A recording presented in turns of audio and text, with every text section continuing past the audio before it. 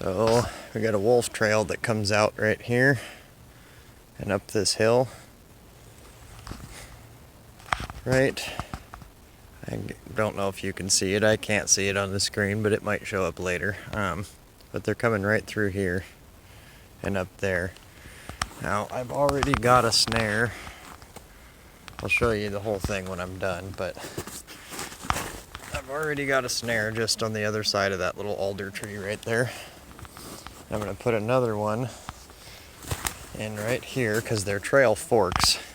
One set, well, it's not one set, it's about 5 sets of tracks go that way, and another 4 or 5 go this way. So I'm going to hang another one right across there off of this tree, dangling out that way. And I'm going to hopefully get you guys set up here where you can see.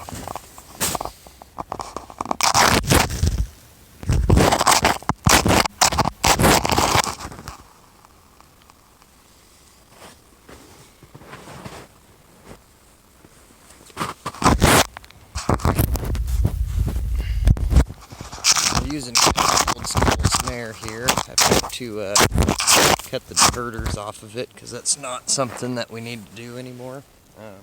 Used to be a requirement here. We had to have diverters on our snares to try to keep elk and moose out of them, but I think they kind of found over the years it really doesn't make that much of a difference, and having diverters on there just gives people confidence that they're not going to catch an elk or a moose.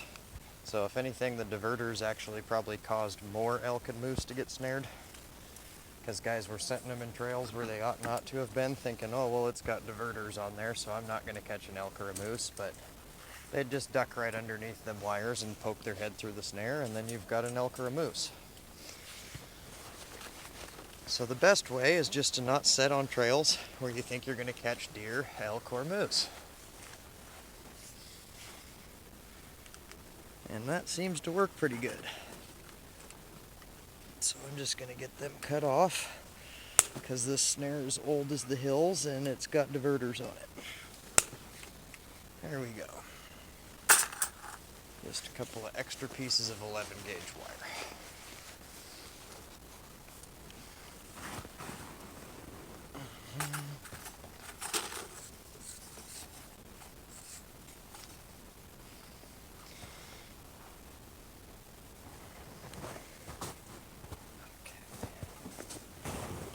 Now these are not the same as all of the wolf snares that I have. These are kind of an old school setup, but I do really like them. Any of you guys that watch my buddy Dave's channel, Mountain Life Dave, he runs his snares set up kind of similarly to this. So shouldn't be horribly unfamiliar. This is 1/8 cable here. I think this is 1x19.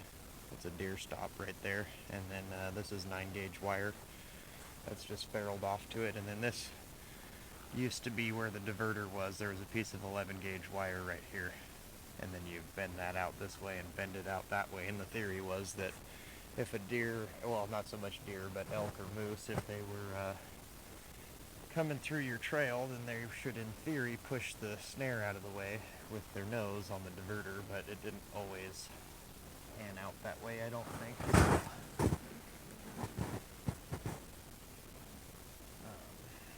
It's a large reason why we don't have to use them anymore. And like I said, I think they gave a lot of guys confidence that they should not have had, but they weren't going to be snaring anything other than wolves. So the best practice is just to set on sign. And not just any sign. Make sure it's the sign for the critter that you're trying to get.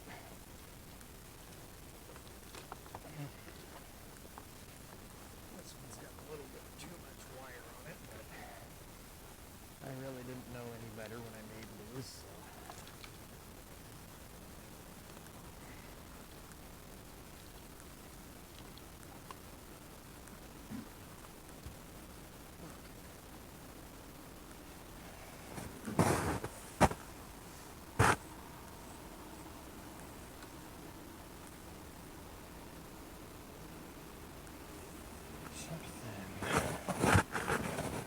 Like that. That's about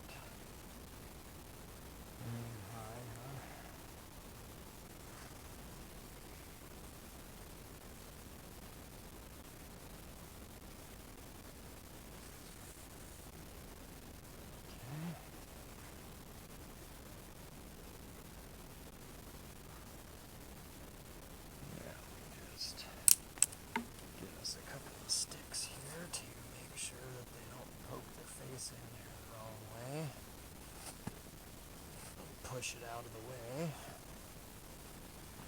That's about frustrating as hell.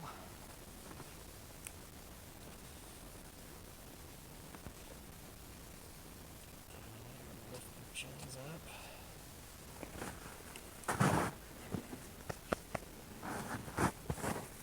And I need to put my little tag on there. Most states that allow trapping, I mean, most states do allow trapping, but most states have some type of a requirement about putting some type of identification on your traps and snares and stuff. So,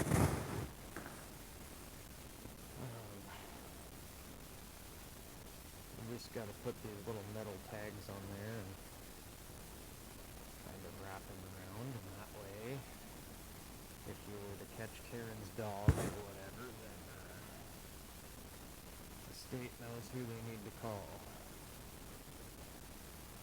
Now, personally, if you do catch somebody's dog, 99% of the time, a wolf snare is not going to kill a dog, because domesticated dogs are used to having stuff wrapped around their neck, so they're not going to pull on it that hard.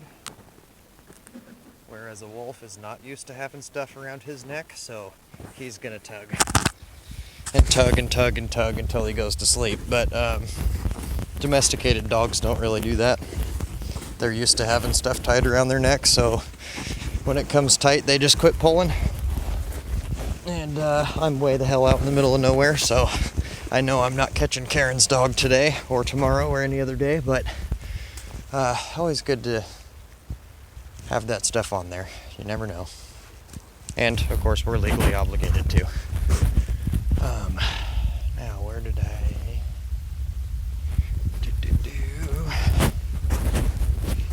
I walked up right here. Obliterate, obliterate, obliterate, obliterate. Some indentations in the snow is not a big deal, but if they actually see a boot track, they're not going to be real happy. Okay.